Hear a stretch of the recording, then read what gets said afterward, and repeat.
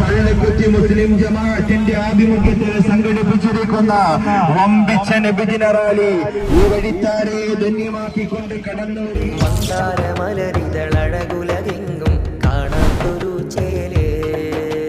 സ്വലവാത്തിലഹതും അംലാക്കും കാലങ്ങളായി നീര്